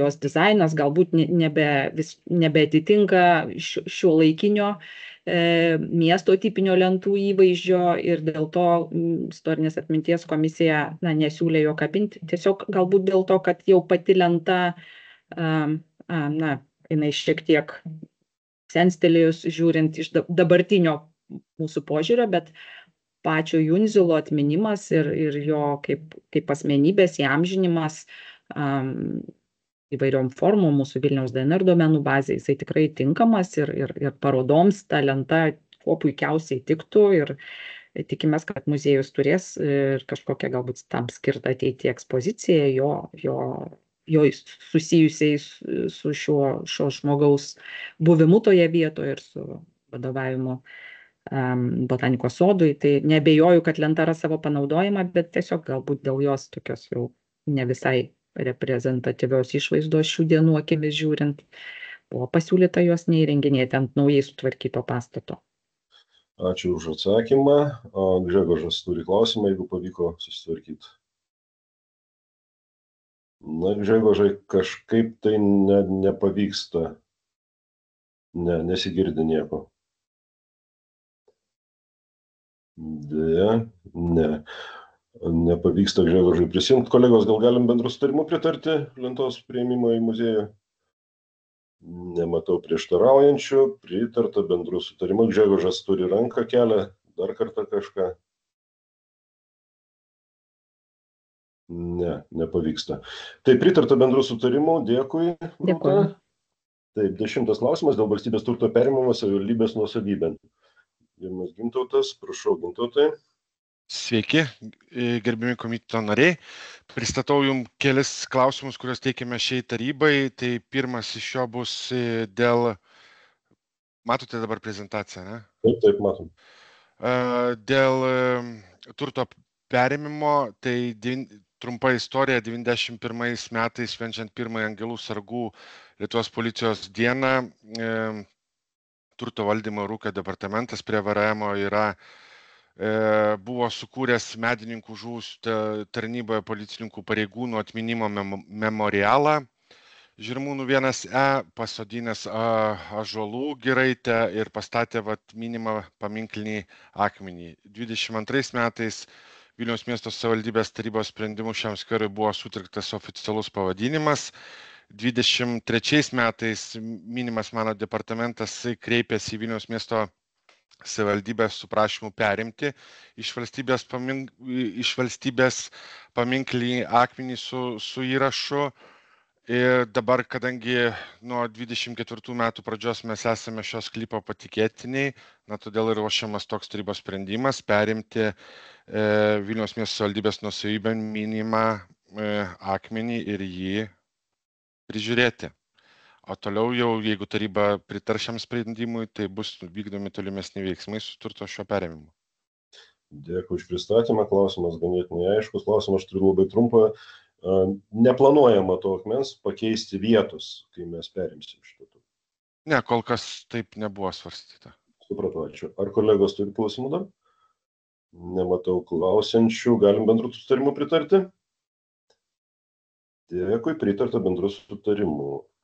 Sekantis klausimas, Gintautai, ir jūsų dėl tarybos sprendimo dėl Vilniaus miesto savivaldybės aplinkos apsaugos rėmimo 25 metų specialiosios programos priemonių sąrašo tvirtinimo pakeitimo. Prašau. Taip, matote prezentaciją. Taip.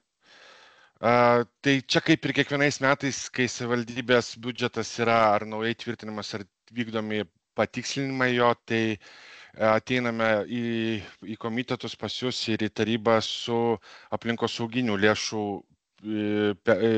paskirstimais. Taip ir šiuo metu biudžetas yra perskirstomas, mato, kad yra gaunami papildomi pinigai aplinkosauginiai. Priminsiu, kad jie yra ne biudžetiniai savivaldybės pinigai, bet jie yra skiriami iš aplinkos ministerijos. Tai dabar yra papildomai skiriama 625 000. Tai sekančiai paskirstoma šios priemonės, ta prasme pinigai pagal priemonės, tai 20% 139 000 yra skiriama sveikatos skyriui, nes tai jau nusako aplinkos ministerijos aprašas. Likusi pinigų suma yra padalinama kitiem 2 skyriam, kurie vykdo šias atitinkamas priemonės šioje programoje.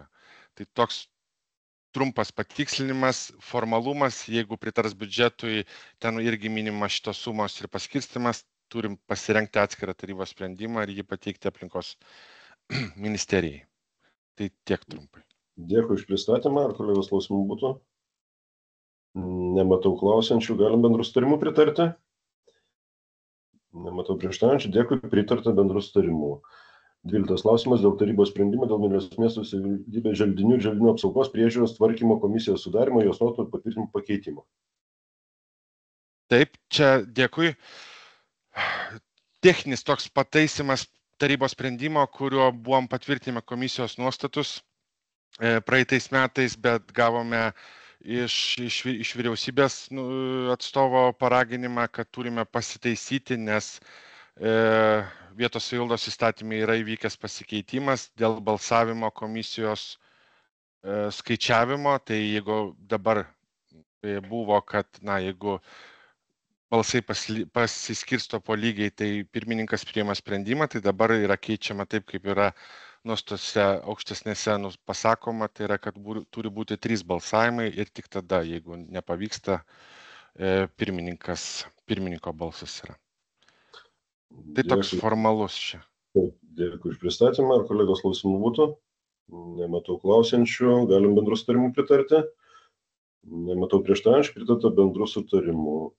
Sekantis klausimas dėl lėšų reikalingų viešųjų želdynų ir želdinių apsaugai, priežiūrai, tvarkymui, viešųjų želdinių kūrimui, želdinių veisimui, želdinių inventorizavimui, viešųjų želdynų ir želdinių būklės ekspertizėm atlikti, skirimo tvarkos aprašo patvirtinimo. Prašau. Taip, ačiū labai. Tai vėlgi, vadovaujantys želdynų įstatymu, kai vyko tas pagrindinis pasikeitimas, tai buvo priimta bent 3 tarybos sprendimai, kurie yra susijęs su želdynų įstatymų pasikeitimais, tai dabar juos visus peržiūrim. Pirmas paketas yra šitas dėl aprašo pakeitimo, nes per tą laiką, kur nuo pirmojo patvirtinimo praėjo nemažai laiko ir matome, kad reikia pasitaisyti iš praktikos, kaip mes mieste dirbame, ir su finansų skyrium taip pat buvo derinamas šitas sprendimas. Pagal jau irgi tarybos sprendimų pakeistas tvarkas, tiesiog įvykdomas toks atsinaujinimas. Čia nekalbam apie konkrečias lėšas, tiesiog yra pasakoma, kam aprašas patvirtinimas taip, kad kam gali būti naudojamos lėšos, kurios yra skiriamos želdinių priežiūrai, tvarkymui, kūrimui ir taip toliau. Tai taip išgyvenimo, eilės metų dirbta, kas buvo daroma ir atsinaujinama atsižvelgiant į želdynų įstatymą, na ir su visais tarybos pasikeitimais, kurie jau buvo priimti anksčiau, susijęs su lėšų skirimo tvarkomis. Dėkui už pristatymą. Ar kolegos klausimų būtų? Nematau klausimų. Galim bendrų sutarimų pritarti pateiktam projektui? Nematau prieštaraujančių, pritarta bendrų sutarimų. Dėkui, Gintautai. Ačiū Jums labai. Gerą darbą. 14 klausimas dėl vietinės rinkliavos už komunalinių atliekų surinkimą iš atliekų turėtojų ir atliekų tvarkų skolų už 18-24 metus pripažinimo beviltiškomis ir jų nurašymo. Tai prašau, gerbiama Eglė. Sveiki. Ar girdisi ir matosi? Girdisi ir matosi, taip. Tai noriu pristatyti tarybos sprendimo projektą dėl beviltiškų skolų nurašymo. Tai pačio projekto tikslas pripažinti beviltiškomis skolas, nurašyti iš Vilniaus atliekų sistemos administratoriaus, tiek iš savivaldybės administracijos apskaitos ir, žinoma, įgyvendinti sąnaudų susigrąžinimo principą, ką mus įpareigoja atliekų tvarkymo įstatymas. Tai pats teisinis pagrindas nurašyti skolas, kaip ir minėjau, yra atliekų tvarkymo įstatymo kainodara, kuri grindžiama vienu iš pagrindinių principų, jog už rinkliava turi būti grindžiama sąnaudų susigrąžinimo principu, tad turime iš esmės remtis patiriamais kaštais ir nustatyti rinkliavą tokią, kad ji padėtų tuos kaštus susigrąžinti per mokamą rinkliavą iš gyventojų. Teisinis pagrindas nurašyti skolas yra įtvirtintas ir Vilniaus miesto savivaldybės tarybos sprendimų patvirtintuose rinkliavos nuostatuose, yra aiškiai išdėlioti keli pagrindai, kuomet rinkliavos skola gali būti nurašoma, o nurašymo pagrindas yra teikiamas Vilniaus atliekų sistemos administratoriaus ir tokią teisę nurašyti skolas už rinkliavą turi taryba. Siūlomos nurašyti skolos susidarė 2018-2024 metų laikotarpiu ir pagal kiekvieną kriterijų, kuomet galime nurašyti susidariusią skolą, bendra suma su delspinigiais yra 165 934,22 €.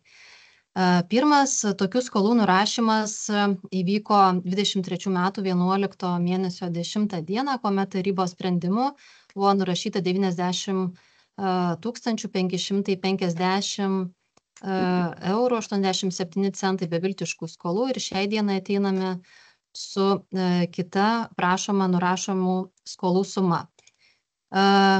Kasgi buvo atlikta, kad tas skolas išieškoti, tai aišku, kad siųsti visi priminimai bendra tvarka ir visais kanalais, kuriuos VASA turi pagal savo registrą, taip pat naudotas ir skolų išieškojimo įmonių paslaugomis, kreiptas į teismą dėl skolos nurašymo, aišku, tikrinti visi registrai, kad tas skolas būtų galimybė nurašyti. Iš esmės, papildomo biudžetų poreikio šitam tarybos sprendimų įgyvendinti nėra ir iš esmės kokiagi bus nauda, tai kaip ir minėjau, užtikrinamas sąnaudų susigrąžinimo principas, taip pat mažiname administravimo kaštai, kuomet neįkvosime beviltiškai žmogiškųjų resursų ir lėšų nurašant ir išieškant tokias skolas ir turėsime tikslesnę apskaitą rinkliavos surenkamame. Tai būtų trumpai tiek. Ačiū. Dėkui už pristatymą. Gerbiamas Almantas turi klausimą, prašau. Mačiau eilutę neidentifikuotas skolininkas, ten 35 ar 45 tūkstančiai, nepamenu tiksliai, kaip taip gali būti, kad yra sutartis ir staiga dingsta tas skolininkas. Pakomentuokit, prašau. Dėkui už klausimą. Tai, kaip žinia, rinkliava nėra sutartinio pobūdžio, tai jokių sutarčių su rinkliavos mokėtais nei savivaldybė, nei rinkliavos sistemos administratorius neturi. Ir visi duomenys rinkliavos apskaičiavimo tikslais yra imami iš viešųjų registrų. Tai jeigu viešuosiuose registruose yra užregistruotas nekilnojamo turto objektas, už kurį turėtų būti mokama rinkliava, bet nebūtinai savininkas arba savininko teisės yra aiškios ir tikrai turime tokių objektų, kur nėra aiškus savininkas arba nėra jokių įrašų. bet jie mums į apskaitą, kaip čia įkrenta, kaip toks objektas, už kurį turėtų būti mokama rinkliava. Tai visais būdais, aišku, bandome tikslintis, tą daro Vilniaus atliekų sistemos administratorius, bet jeigu nepavyksta rasti, kas tas savininkas, tai tenka tokią skolą teikti kaip beviltišką nurašymą. Ačiū už atsakymą. Ar kolegos dar klausimų būtų? Nematau klausiančių. Galim bendru sutarimu pritarti teikiamam projektui? Nematau prieštaraujančių. Ačiū, pritarta bendru sutarimu. Dėkui, gerbiami Eglei. Nes 15 klausimas. Dėl sutikimo perimti Vilniaus miesto savivaldybę nuosavybėn vandentiekio tinklus. Dalius Krinickas, prašau, gerbiama Dalia. Ačiū, labą dieną visiems. Tai tarybos sprendimo projektu yra siūloma sutikti perimti vandentiekio tinklus, kurie šiuo metu priklauso koncertiniai įstaigai Lietuvos valstybiniam simfoniniam orkestrui. Tai vandentiekio infrastruktūra yra pastatyta 2022 metais. Tai bendras ilgis yra 23,9 metro ir bendra turto vertė yra 21 364 eurai. Ir perimus šitą infrastruktūrą, jinai bus vėliau perduota bendroji Vilniaus vandenys tolesnei priežiūrai ir eksploatacijai. Tiek už pristatymą. Klausimų nematau. Galim bendru sutarimu pritarti teikiamam projektui? Nematau prieštaraujančių, pritarta bendru sutarimu. Sekantis klausimas dėl Vilniaus AB šilumos tinklų koreguojamos šilumos gamybos ir ar tiekimo pajamų bazinio lygio nustatymo antriems šilumos gamybos ir ar tiekimo pajamų bazinio lygio galiojimo metams. Prašau. Po sprendimu yra siūloma patvirtinti šilumos gamybos ir tiekimo pajamų bazinį lygį antriems galiojimo metams. Tai iš aktualios informacijos galbūt šita lentelė būtų tokia apibendrinanti, tai kadangi pajamų lygis yra perskaičiuotas ir siūlomas pakoreguoti, tai šilumos kaina, jeigu skaičiuotumėm gegužės mėnesio, paskutinė kaina, kuri galioja patvirtinta, tai šilumos kaina bendrai mažėtų apie 0,51 cento už kilovatvalandę. Ir jeigu atskirosiam dedamosiam, tai koreguojasi dvi dedamosios, pastovioji dedamoji, kuri susijusi su infliacijos koeficiento nusidėvėjimo, investicijų grąža ir darbo užmokesčių ir kitom pastoviosiam sąnaudom. Tai pokytis yra plus 0,23 cento už kilovatvalandę ir papildoma dedamoji mažėja 0,74 cento už kilovatvalandę. Tai jeigu atskirai kalbėti apie dedamasias, kurios yra koreguojamos kainoje, tai papildoma dedamoji, jinai yra iš esmės susijusi su įskaičiuota pajamų suma ir faktiškai patirtomis sąnaudomis, tai yra skirtumas šitų abiejų dalių ir metinis pokytis būtų antriesiams galiojimo metams minus 17,6 milijono eurų. Mėnesio įtaka būtų kainai apie 1,5 milijono eurų arba 7 centai, tai yra 0,07 cento už kilovatvalandę. Iš pastoviosios dedamosios, tai šiek tiek koreguojasi nusidėvėjimo ir amortizacijos sąnaudos, kuris išaugo dėl naujai atliktų ir suderintų bendrovės investicijų. Remonto ir eksploatacijos sąnaudų grupė nesikeičia. Pakoreguota buvo pajamų dalis susijusi su darbo užmokesčių pokyčiais, būtent prognozuojant jų augimą. Ir kitos sąnaudos išaugo dėl energetikos įstatymo mokamų mokesčių ir pakeitimų. Taip pat iš šitos dalies galbūt didžiausias pokytis yra susijęs su investicijų grąža, tai būtent su verto suderintomis investicijomis ir su pokyčiais dėl išaugusių skolinto ir nuosavo kapitalo kainų. Tai Tiek galbūt trumpai, čia yra palyginimas šiuo metu galiojančios gegužės mėnesio šilumos kainos, koks pokytis būtų, lyginant dabar galiojančią, kuri yra 4,79 centų už kilovatvalandę ir pritaikius šitą sumažėjimą tai pačiai kainai, tai jos dydis būtų 4,28 centų už kilovatvalandę. Tiek trumpai ir siūlome ir prašome pritarti projektą.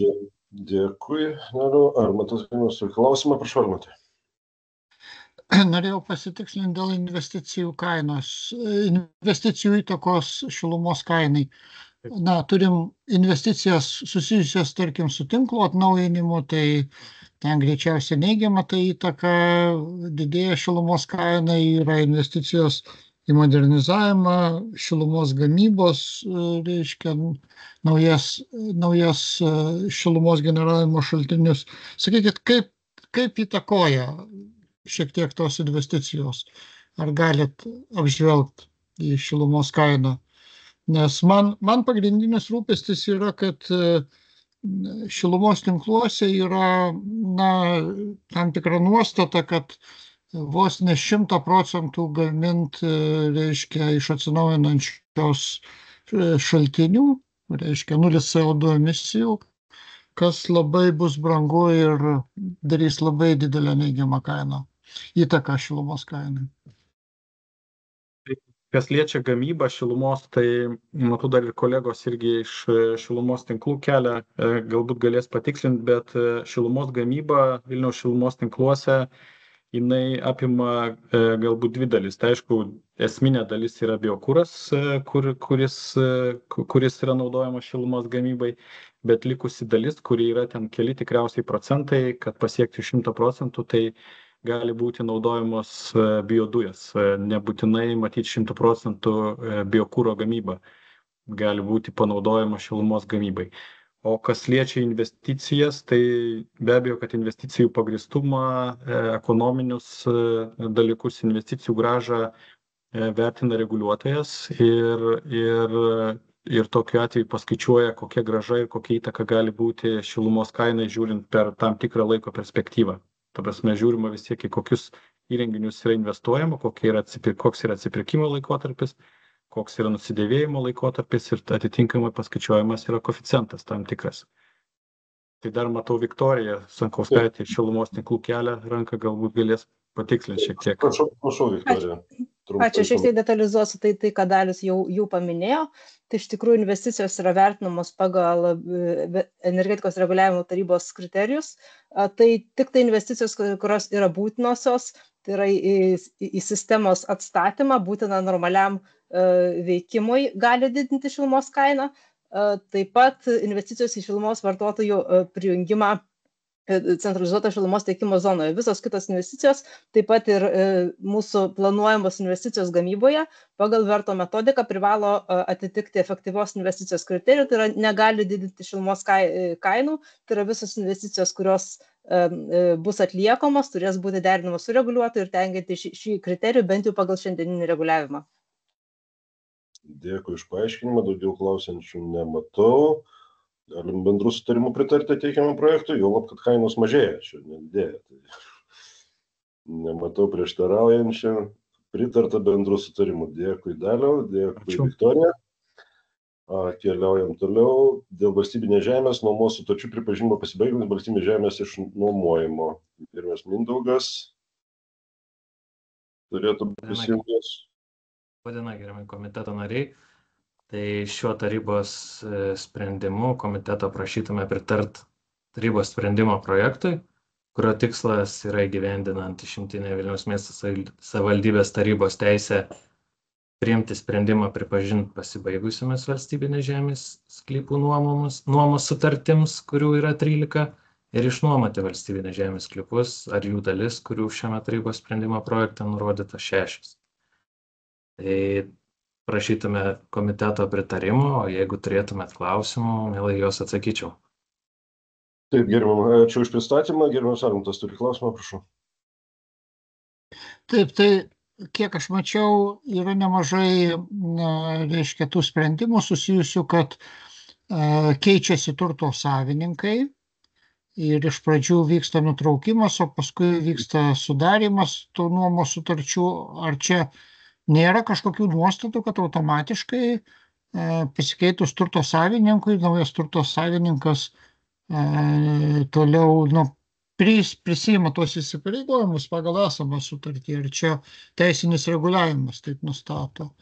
Ir čia 17 ir 18 klausime yra daug tokių panašių dalykų, kai jie susiję tarpusavį. Gal galite paminėti kažką, kas gali būti, reiškia, taip patrauk dėmesį, kur gali būti kylančių klausimų dėl to, ar tikrai tai tikslingas išnuomavimas be konkursų. Ačiū. Ačiū už jūsų klausimą. Tai išties, jūs kaip ir panašiai kaip ir minėjote, tai teisinis reguliavimas neleidžia automatu, jeigu taip galima išsireikšti, automatu perrašyti nuomos sutarčių, nors tarsi civilinis kodeksas tą ir numatytų, kad nuo teisinių santykių tęstinumas turėtų būti, tačiau tiek žemės įstatymas, tiek vyriausybės nutarimas dėl valstybinės žemės nuomos ir pardavimo taisyklių patvirtinimo, tai yra 260 nutarimo nuostatose, aiškiai nurodyta, kad reikia išdėstyti naują redakciją nuomos sutartį. Kai kuriais atvejais ir pasikeičia plotas, kaip tarkim buvo vienas iš atvejų, tarkim, miršta vienas iš savininkų, tai paveldėjimo teisė pereina sutuoktiniui ir jo vaikams, tai todėl iškart ir nuomos sutarties plotai keičiasi, tai yra sudaromas su vyru jam prieš tai priklausančiai pusiai, tarkim, žemės sklypo, tai jam prisidės dar viena ten 4. ar viena 3. bei vaikams ten po 1/3 ar po 1/4, kiek jau ten jų susidarys. Tai iš esmės būtent tie nutraukimai, nuomos sutarčių nutraukimai pagrindė ir yra, kai arba praranda teisę eksploatuoti būtent, tai yra turėti valdymo teisę, tai yra kai civiliniam kodekse, paminėti gal galima, kada civilinis kodeksas sako, kada turėtų būti nutraukiama nuomos sutartis, kai jis eina nuomos terminas, po žemės nuomininko mirties ją įpėdinio neperima su nuomos sutartiniu santykiu, kai juridinis asmuo, kuris buvo žemės nuomininkas, likviduojamas, tai dažniausiai juridiniai asmenys. Kai nuomojama žemė parduodama, padovanojama ar kitaip perleidžiama nuomininkui, tai dažnai ne vienu atveju pasitaiko, kai būtent žemės sklypą arba žemės sklypo dalį nusiperka iš valstybės, tai yra nacionalinė žemės tarnyba, iš nacionalinės žemės tarnybos pirkimo sutarties kylančių santykių pereina būtent juridinį ar fizinį asmenį. Kitas punktas, kai žemės nuomos sutartis nutraukiama kitais civilinio kodekso numatytais atvejais, bei šalių susitarimų, kai šalis ateina ir paprašo nutraukti nuomos sutartį, nes nebesinuomoja. Tai va pagrindiniai aspektai būtų, kokiais atvejais nutraukiama ir vėliau sudaroma lygiai taip pat pagal žemės įstatymą bei vyriausybės nutarimą nustatytą tvarką statiniam eksploatuoti tenkančiai daliai. Dėkui. Armantas dar kartą klausė, prašau. Dėkoju. Dar šiek tiek kitas klausimas. Čia nežinau, kiek šitam klausimą liečia, kiek sekantį 18. Atrodo, ne visur yra bendrasavininkų parašai ant dokumentų turto. Ar kažkur praleidau, ar nepastebėjau, ar galimas toks dalykas, kad ne visų bendrasavininkų pritarimas gali būti. Tai iš esmės, kai kuriais atvejais, tarkim, kitame tarybos sprendimo projekte, tai kai atstovauja bendrija, tai ji, kadangi turi įgaliojimą, tai visų patalpų bendraturčių savininkų parašų nereikia, tačiau visais atvejais visuomet yra planas derinamas ir jeigu ten reikalinga dalių planas rengt, derinamas su visais bendraturčiais ir visuomet arba jų atstovais. Jeigu dažniausiai būna daugiabučių bendrija, kuri atstovauja, tarkim, 20 ar 100 asmenų grupę, tai įstatymas jai leidžia su bendrija sudaryti nuomos sutartį ir atstovas yra jos. Dėkui už atsakymą. Daugiau klausimų. Gžegožas, prašau, jeigu pavyks. Nesigirdi, Gžegožai. Nieko negirdim. Ir dabar nesigirdi nieko. Dabar jau pradėjom girdėti, pagaliau. Prašau, Gžegožai. Tai mano klausimas būtų, o jeigu pasikeičia, sakyti, nuomininkas, parduoda tas savo pastatą, nutraukiama yra nuomos sutartis, o kitas naujas įgijėjas nesikreipia į savivaldybę dėl sutarties sudarimo, kas tokiu atveju daroma? Tokiu atveju lieka Lietuvos Respublikai valdyti dalis ir tik, tokios kaip prievolės, ką manytume. Dėl žemės mokesčių, ar yra jam išrašoma sąskaita žemės mokesčių? Mokesčių poskiris atsakingas už būtent tų mokesčių surinkimą, tačiau pažymėtina tai, kad jie vis tiek mokės nekilnojamo turto mokestį. Tai bet kokiu atveju mokestis už patį statinį yra, tačiau už valstybinę žemės nuomos sutartį tokio mokesčio jau nebūtų. Tai mes irgi tokį kaip matymą, pastebėjimą turim, kad, sakom, valstybė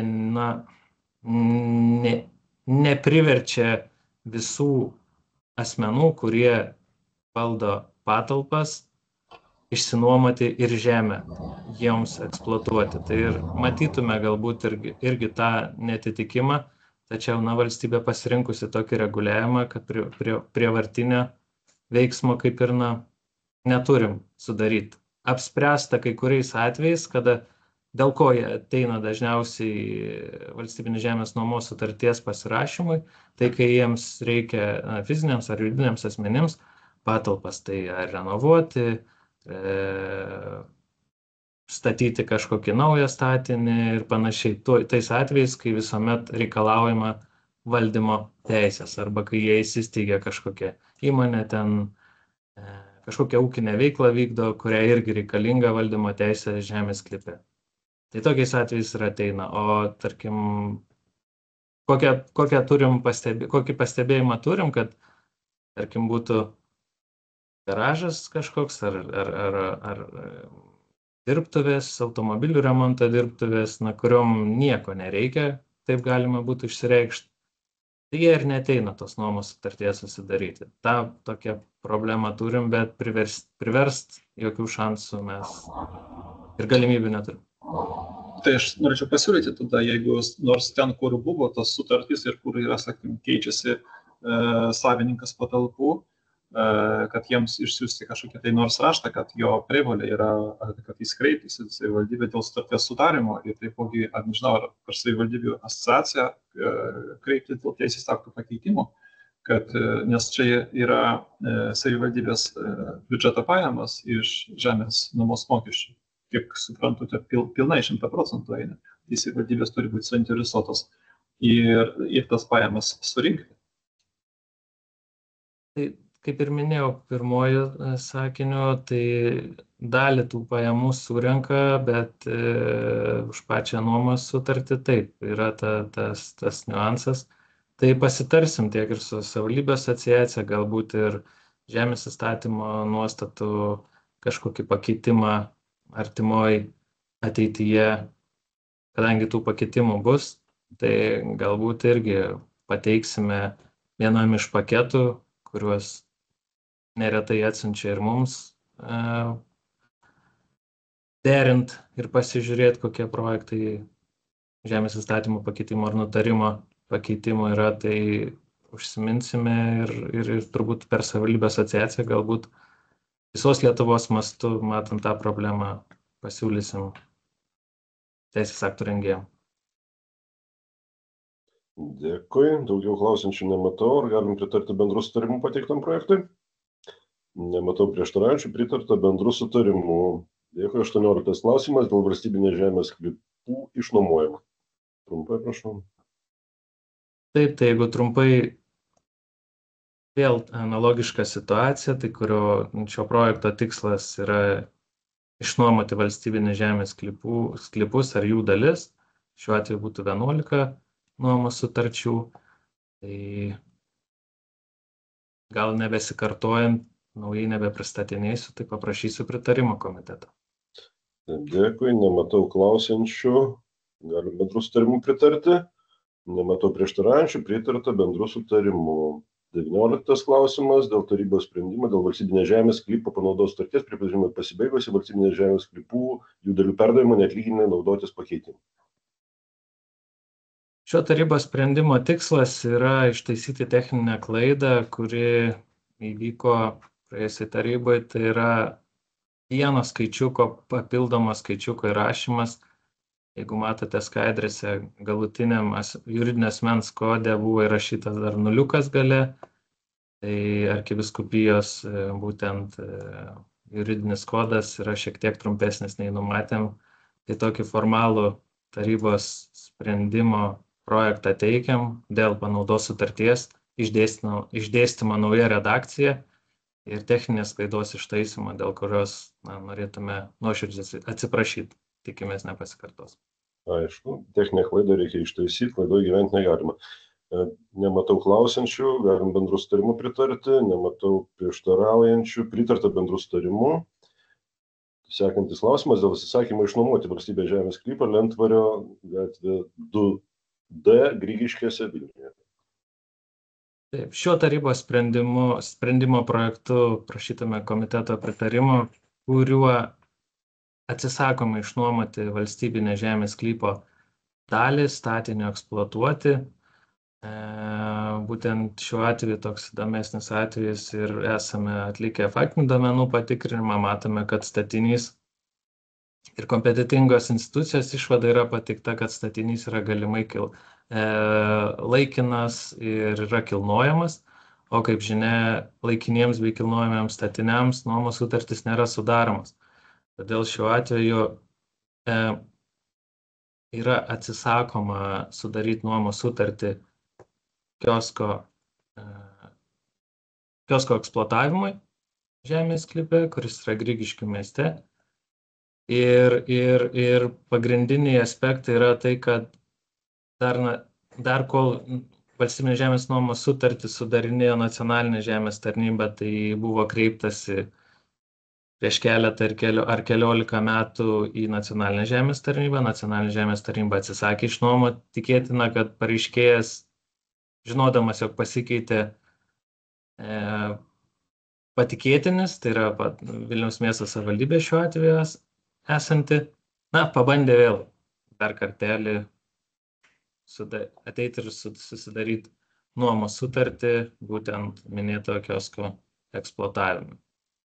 Tačiau įvertinę visas aplinkybės atsisakome išnuomoti, nors ir, kas yra keisčiausia, registrų centre šitas statinys yra registruotas. Tačiau, ką matom teisiniam reguliavime, tai kad registrų centro duomenys buvo nustatyti 2002 metais įteisintas būtent statinys laikinas, o tuo metu teisinis reguliavimas nedraudė tokius statinius registruoti nekilnojamo turto registre.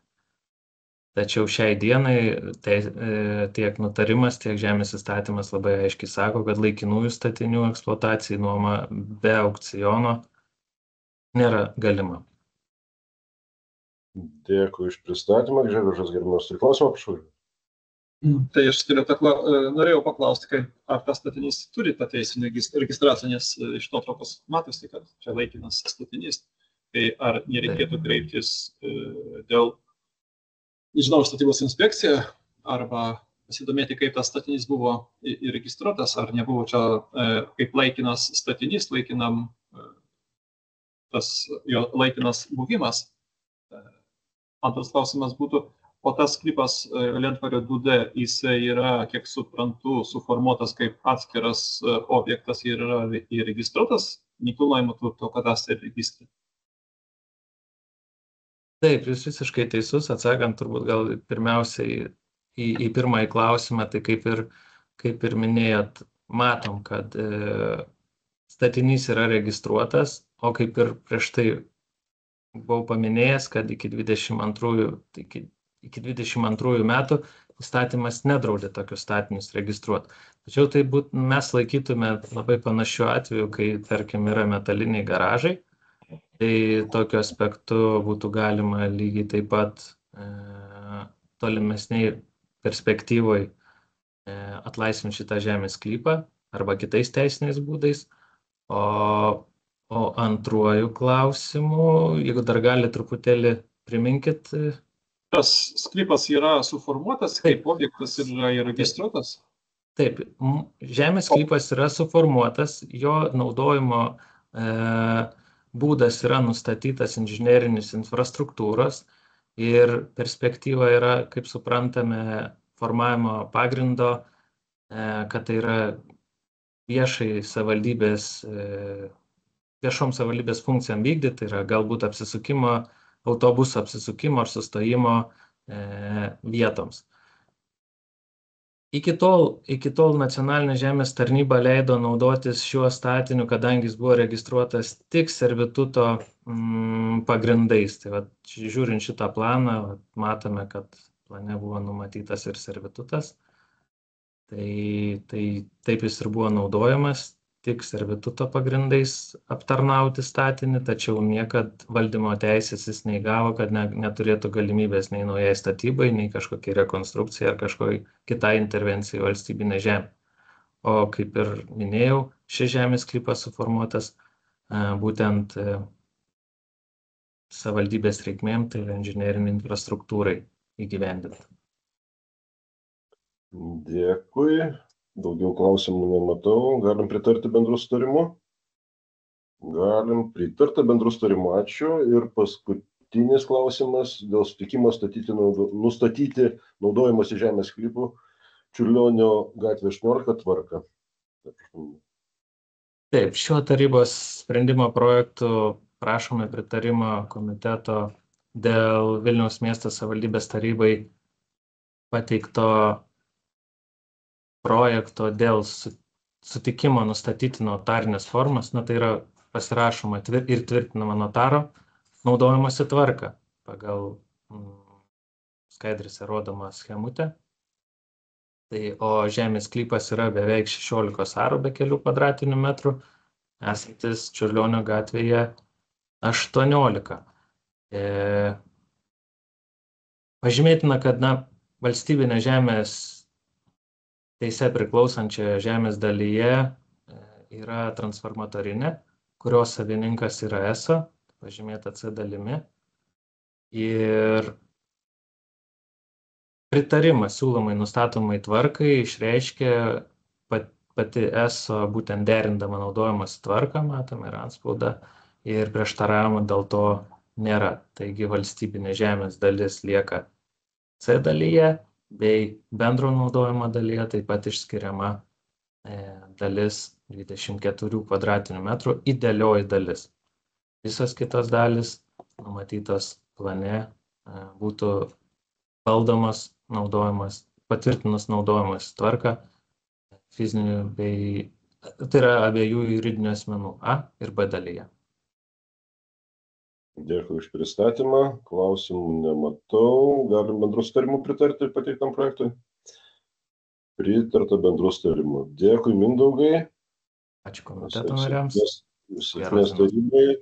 Kolegos, visi klausimai yra išsemti. Apgailestauju, kad Gžegožui techninės kliūtys šiandien trukdė šiek tiek, bet aš manau, kad pasitaisys su technika sekančiam posėdžiui. Ačiū Ingai. Ir susitiksim kitą trečiadienį tarybai. Dėkui visiems už konstruktyvų darbą. Iki. Dėkui, viso gero. Iki.